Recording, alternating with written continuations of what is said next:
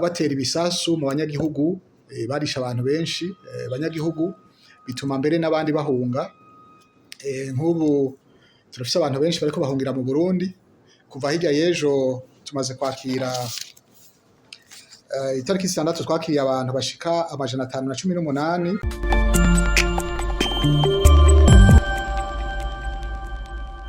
Bien, murakoze cyane. Nari mpejeje kuganira abaserukira ibihugu vyabo n'amashirahamwe yigenga hano mu Burundi, ndababwira ku vyerekeye umutekano muke uriko mu karere ngaha ku rubibe duhana na Congo.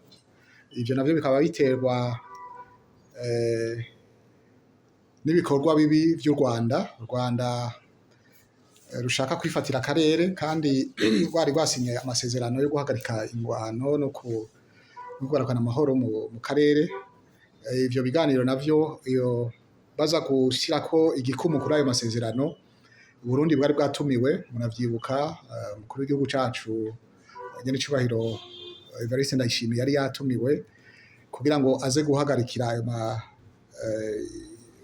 ico gikumu caterwa kuri ayo masezerano.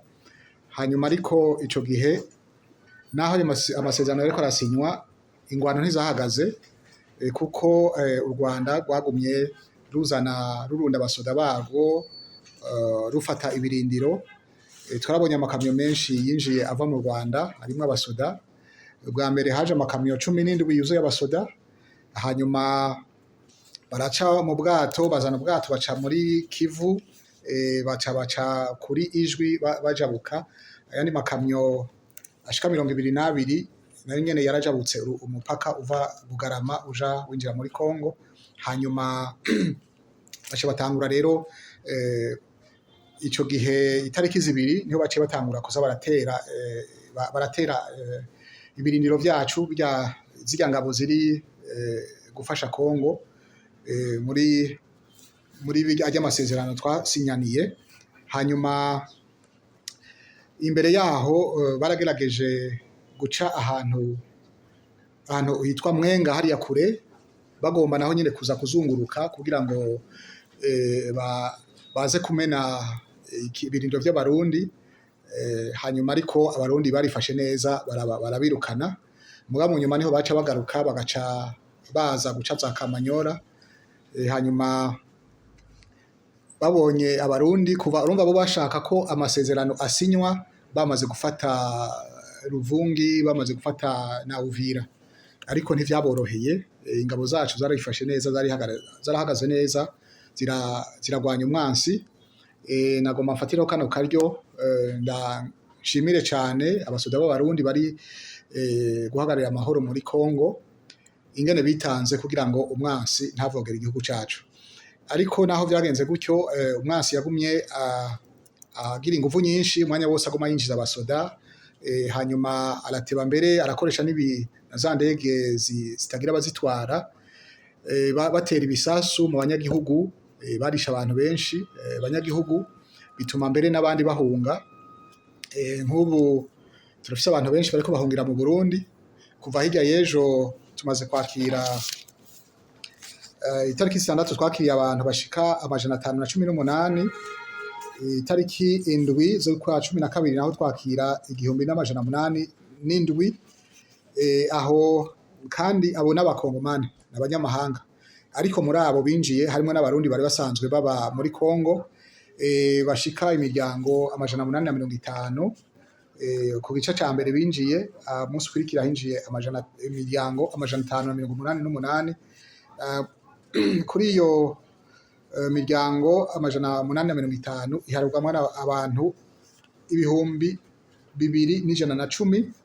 Iyo yindi miryango 588 naho iharugwa n'abantu bagira ku 1,297.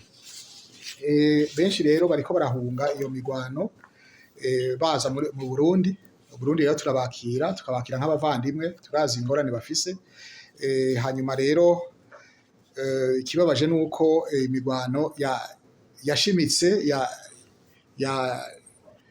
yabaye yashizemo inguvu cane. Twari i Washington bariko duhagarikiye gusinya ayo masezerano.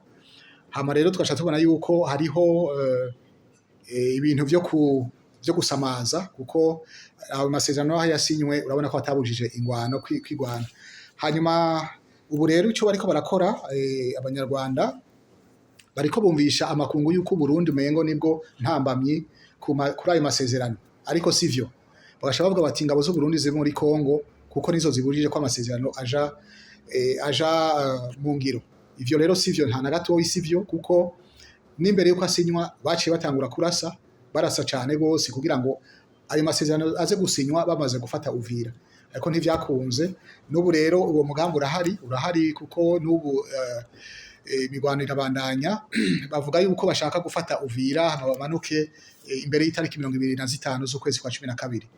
Hanyuma kuri ico c'abasoda bacu b'Abarundi navuze ko tubashimira twese, tubateye intege ngene bitanze, bariko bahagararira umutekano kuko bari hariya imbere na mbere kugira bakingire imbibe z'u Burundi, kugira bakingire Abarundi n'ivyabo. Kandi rero ivyo bavuga ngo bashaka ko abasoda b'Abarundi bavayo, ntidushobora kuvayo kuko icatujanye ntikirahera, kandi kubera twagiye twumvikanye n'abakongomani na leta ya Kongo, Abarundi barafise uburenganzira bwo kuja hariho hose muri Kongo gushika igihe ayo masezerano atazoba kiri mu ngiro. Igihe amasezerano aba kiri mu ngiro ni ukuvuga yuko nta n'umwe uretse leta ya Kongo ishobora kutubwira ati va muri Kongo. Urumva rero ico nicoba icitwazo.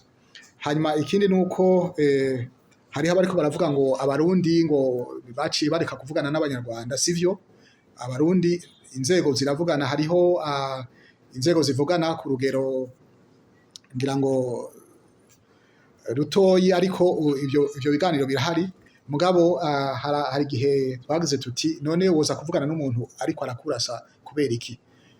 Hanyuma ariko twabonye ko biba ngombwa yuko tuguma tuvugana. Ntibabeshe rero, ntibavuge ngo Abarundi ngo base kuganira n'Abanyarwanda. Sivyo, twebwe Abarundi inzego zacu zagumye ziri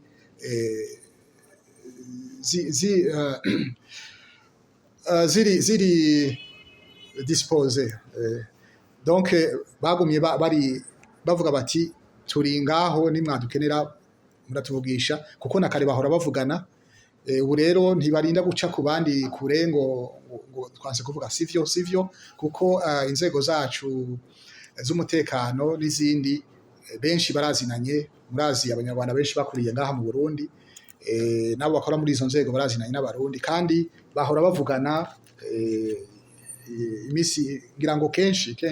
Ubu rero babonye ko ngira ngo amabi bariko barakora, bace bavuga bati reka ivyose tubite ku Barundi, tubabwire ko Abarundi, abasoda b'Abarundi aribo ntama biza ku mahoro, gushirwa mu ngiro ry'ayo masezerano, ko aribo banse kuvuga ko tuvugana, ariko sivyo, nivyo byo kubesha. Kandi ngira ngo hano kongera ko yuko ngira ngo kubona baza gusinya amasezerano abandi bari kuri tere bariko bararasa bica abantu, ivyo bibombe nababwiye ni vya bibombe bitaraba batera mu banyagihugu bakica abantu. Nibaza ko ngira ngo ni ishirahamwe mpuzamakungu izoba ari biraba, kuko ni vya bicumuro sinzi ngene bavyita, ariko bimwe vy'ikivunge. Donc gutera ibibombe mu bantu b'abanyagihugu ataco bazira, nibaza ko biteye kubiri n'amategeko mpuzamakungu. Hama mwomenya yuko kandi barateye n'amabombe ku butaka bw'u Burundi mu Cibitoki. Ico naco hakaba barakomerekeje abantu 2, umwana w'imyaka 12 n'umudamu umwe. Ariko igihugu abasoda bacu nabo baciye bifata neza, baragerageza kwigizayo abantu bariko baradutera. Nkuko nabivuze, ivyo bitero rero uretse abantu bishwe vyatumye n'abandi bahunga benshi cane. Ubu mu Burundi turiko twakira abantu benshi, kandi abo bantu nabo bashika ataco bifashije. Kandi muzi twari dusanzwe dufise impunzi nyinshi gose, zirenga 100,000 z'abakongomani bari bamaze kwinjira. Abo bose baza kwiyongera kuri ivyo, bigatuma rero ubufasha bugorana cane ko n'amashirahamwe mpuzamakungu ataco yihereje cane, ntaraseruka kuri izo mpunzi. Ngira ngo rero ico mwomenya nuko Abarundi turiteguye twese gukingira igihugu cacu.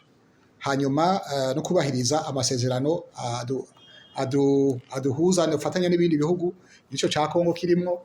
Hanyuma kandi ikindi twavuga nuko dushigikiye umuntu wese yoza ashaka gusimbataza gushigikira amahoro muri kano karere kugira ngo izi ngwano zutavana ko duterwa n'igihugu kibanyi, kuko nta kindi nibazo babeje bajya bavuga ngo AFC M23 bajya sans le Rwanda atasutiye y'u Rwanda bafise ntibikunda. Mwumvise ko binjije abasoda benshi nibo baje kuza gutera za Kamanyora, abasoda barenga 8,000 baza biyongera kuri bari basanzwe bahari, kandi n'ubu baguma bazana abandi.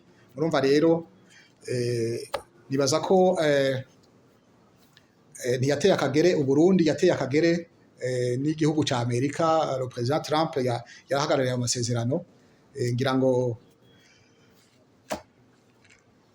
ibihe nivyagera, iminsi niyagera, ngira ngo ntihazobura inkurikizi kuri ivyo bintu, kuko nta muntu yogaya abantu bose.